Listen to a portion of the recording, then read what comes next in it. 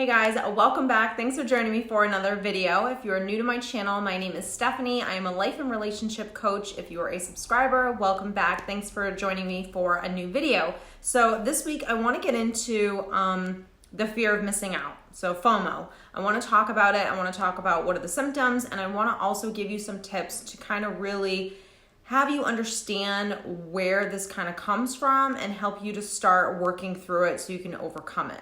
So this topic was actually brought to me by someone on YouTube. They had wrote me and said, I'd really love your insight on the fear of missing out on FOMO. And if you could give any tips, I would really appreciate it. And I thought it was a great topic because in this day and age with social media and the amount of access we have to everyone's lives, it's easy to kind of look at a facade and fear like you're missing out on something. So I want to give you some information on what exactly FOMO is. So FOMO is actually a real thing, even though technically it's kind of like a slang term. It's basically just anxiety. It's basically another form of anxiety. So for perhaps some people have social anxiety. This is kind of around social anxiety, but it kind of like, I feel like it's in the middle between like anxiety, depression, it's in that pool of all of that kind of stuff. Because really what it is I am feeling that my life isn't exciting, or I'm feeling like I need to get this high of this, I'm looking at these people going to this party or going to this concert or living this life or having this relationship, and I don't have that myself. And so I fear that because I'm missing out on it, that my life isn't good enough, or I don't have that same happiness or excitement in my own life. So for a person that kind of has like a jam-packed schedule, they're always trying to do a million things. I mean, there's a reason for that. You could actually just be trying to kind of like fill voids. But for people that don't really like to make real plans, they don't like having to have a real commitment because they want to be able to kind of come and go as they please and jump into this party and then go to that event and all of that stuff. Really what all of those things are doing is they're giving you a high to really fill a little bit of a void as to what's going on way deep inside. So you might get an insecurity when you have FOMO that other people are having something and you're not included in it. And so then we kind of go into more of that, like, I'm not enough, I'm not good enough, what's wrong with me type of thing. So for example, if there's a party going on and you didn't get invited, you might have a little bit of FOMO because perhaps you want to be at that party and have those fun feelings that those people you perceive are having, right? Or it could actually go into a little bit of kind of like self-loathing in terms of what's wrong with me, why didn't I get invited? So it kind of hits that insecurity core within you if FOMO is kind of activated by something that's going on, whether it's a party or an event or something you see on social media.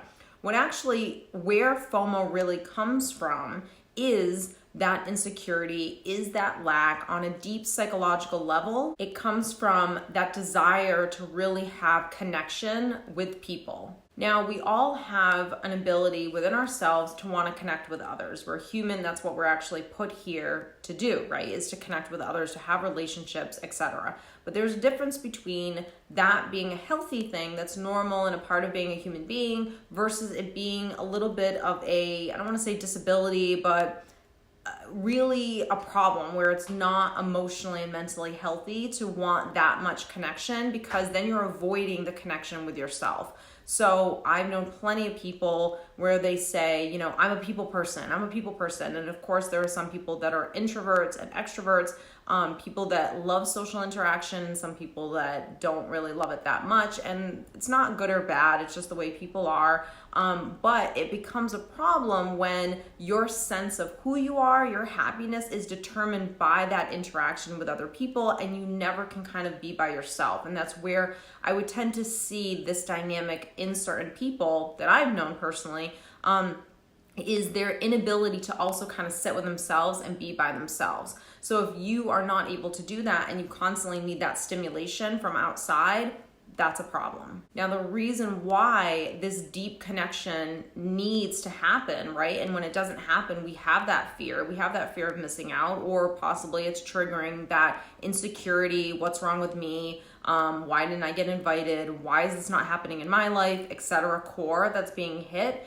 But let's say that's not the core that's being hit. It's just this need to kind of stay connected to other people. That desire really stems from, on a deep psychological level, of that person growing up in environments where their emotional or psychological needs were not being met. So when they weren't being met, they grow up to be adults or teenagers or whatever, where they're craving that interaction. They're craving their ability to connect with people. Now, the problem with this is that a lot of times that connection that they're really searching for is a surface level connection, right? Because if there's an event going on, if there's a party going on and I want to be around, I want to go because I want that interaction with people, and it's something that I'm craving, you having an interaction at a party where you're being social are probably normal, social interactions on those kind of levels are going to be a little bit more surface level versus you wanting that interaction with just one person.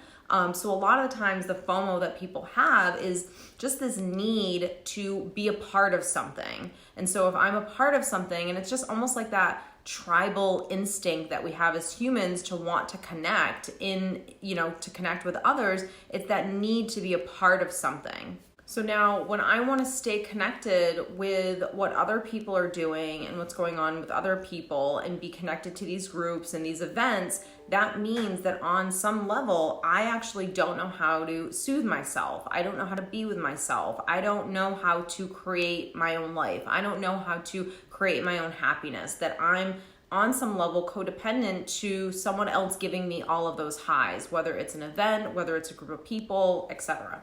Now, on that psychological level, if I feel or I perceive, whether it's on social media or whatever, that everyone's having a good time and I'm not, that's going to cause feelings of perhaps moodiness, depression, even more anxiety, low self-esteem, low confidence, etc. So if you don't even recognize hey, at times I have FOMO, I get this insecurity or anxiety about possibly not being a part of something, or thinking that I'm gonna miss this great event or this great thing, and that just by sitting at home, that's not gonna give me the same high that I would get if I was just out doing something, then you're really trying to just fill some voids, because you have to be able to also be alone and enjoy that space as well. Of course, we all want to always be happy and having the best time ever, but we can also experience real fulfillment in our day-to-day lives when we're just doing mundane things. So it's not about the event or the thing or the group of people and seeing this as being way on this pedestal and us trying to get to that level. You can get that same high just from living life and doing these little things day in and day out. So I think it's more of learning how to really love yourself. It's number one, recognizing that you have it and that you have these types of anxieties. It's working on self-parenting. It's working on that inner dialogue. It's working on reframing. Now, reframing is just a fancy way of saying, hey, whenever I'm thinking something crappy or some negative thought, some lack thought, is being able to switch it and turn it into something positive.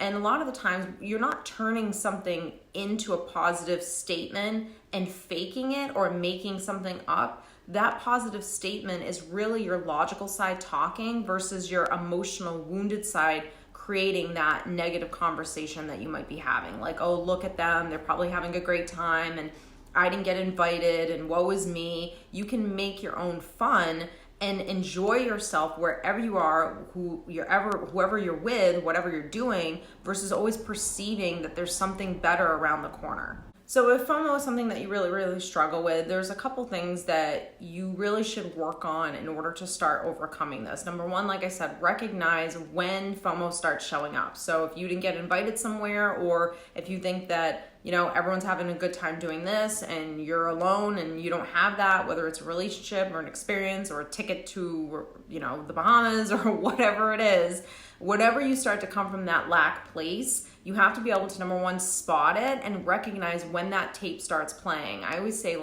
the way to really heal anything is to recognize, okay, here I go. I'm indulging in this fear of missing out. I'm indulging in this anxiety. I'm indulging in this worry. Number 2 is trying to kind of pinpoint also, like, what are the triggers? Is it you not being invited somewhere? Is it you perceiving that someone else has something that you really want? So kind of, is it when you go on social media and you see people that you know living the best life ever, and perhaps you feel like your life sucks and it's not up to par? So kind of figure out, okay, where are my triggers?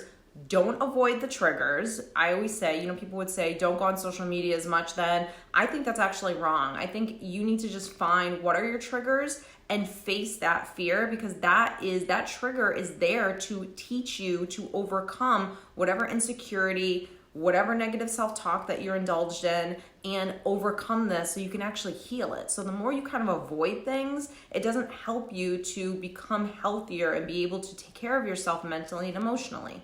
I think a lot of the times when we get these types of anxieties, like I said, it comes from that lack place. It comes from that place of feeling like, well, my life sucks and I don't have that. And that's not an empowering place to live. So if you didn't get invited somewhere, if you think that someone has something and you want that thing, you also have to be able to take a step back and see logic and understand when are there smoke and mirrors. If we're on social media and we're seeing everyone living their best life, we don't see anything of what other people are struggling with in terms of their own insecurities. Now, that's not my way of saying, hey, let's focus on someone really struggling so we can make ourselves feel better. I think it's just a way of kind of making everyone human, and that everyone has their own stuff, their own insecurities, the things that they're working on, etc.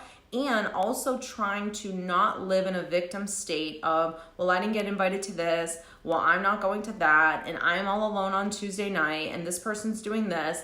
Don't come from that victim state, and instead create your own happiness. That's the part that's self-empowering. That's the part that actually has real power. So don't be a victim and begin creating the life that you actually want. So if there's a party and you didn't get invited, guess what? Call a bunch of people that you know aren't going as well and create a fun night with you and those people. So I always say, at least I did this for myself, especially when I was going through divorce and I became single again, was I could easily have looked at everyone in my life and say, well, everyone's married and I'm not, and well, this person's doing this or whatever. But instead I said, you know what? I'm just trying to live like the best day ever, and that's all I can really do. So if you perceive everyone to be having a good time doing something else and you're not at that event or with those people, like, make your own fun, like, make your own life, like, create your own life. Don't be so victimized by something that it lets you let it take over your day and your mood. So being mindful, again, of your thoughts, learning how to reframe, recognizing, okay, here comes the negative self-talk that I always kind of indulge in, being able to parent yourself, being able to empower yourself to say, okay, I didn't get invited to the party, but I don't care. I actually really wanted to go see this movie, so maybe now's the time that I can go see that movie. Let's see if, anyone's around that wants to go with me. And if no one's around, then I'm alone on Tuesday night, and that's not the worst thing ever. So just kind of being mindful and more in the moment of your life will really start creating happiness, because it's not the event, it's not the group of people, it's just you being mindful of every single moment that you're living and living in every single moment, because that is actually where your happiness is. So I hope you have enjoyed this video. If you did, don't forget to give it a thumbs up. Please comment down below on any topics that you would like me to do in the future. I love reading all of your comments. If you are interested in learning more about my 9-week program that I have now on my website, I will link that down below. It's all about emotional healing. It's all about really learning how to heal everything you've been through. And why is this important? Because we all have stuff, and this is the stuff that actually influences our entire lives. So if you are looking for more information, I will link it down below, like I said, and I will see you next time.